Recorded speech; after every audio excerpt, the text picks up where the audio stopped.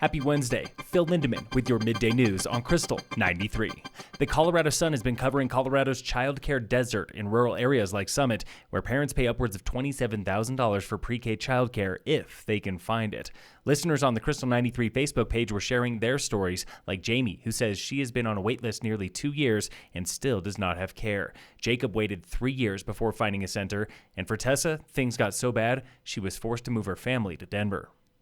Today is the first day back in class for Summit School District, where face masks are mandatory and countywide COVID caseload is falling to an average of 10 new cases per day. Recent high was nearly 13 2 weeks ago. Since August 5th, at least one person per day has gone to the hospital with COVID. Hospital capacity remains stable at 35%.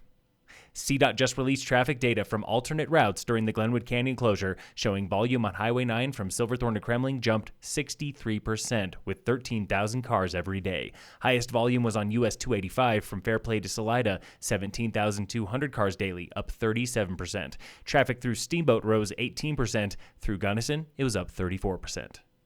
The local real estate market has already made $2 billion this year, 5 months faster than last year for only the second time in history. Homes were selling for an average of $1.2 million last month, up 27% year over year. Condos were going for nearly $700,000, up 20%.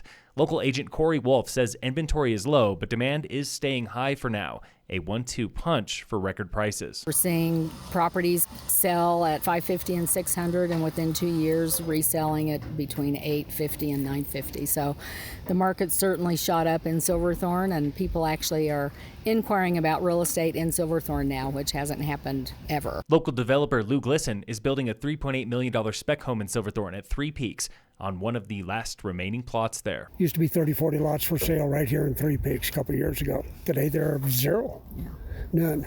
And that's true in Frisco, Breckenridge.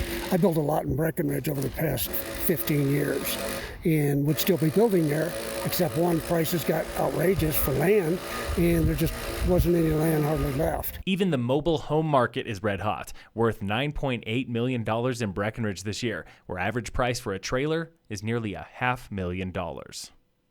After nearly a decade of court battles, a federal judge has denied one last appeal from the family of Taft Conlon, the Vail teenager killed by an inbounds avalanche in 2012. The Colorado Sun reports this case is one of the few that has tested the Skier Safety Act in court, and every time, Vail Resorts proved it did everything possible to protect skiers that day. Conlon and friends entered closed terrain from below, hiking up to Prima Cornice, where he was caught and killed by a slide. In sports, the Rockies beat the Padres yesterday, 7-3. The Rockies end things today with the Padres in about 1 hour at 1:10. And in local sports, brought to you by American Family Insurance, the Weiss Agency. Today is day 5 of the Breck Epic, and it's the Queen Stage, up and over the 10-mile range on Wheeler Pass. Mountain bikers are covering 5,200 vertical feet in just 24.6 miles. They've got 2 stages left after today. Phil Lindemann, Krystal 93 News.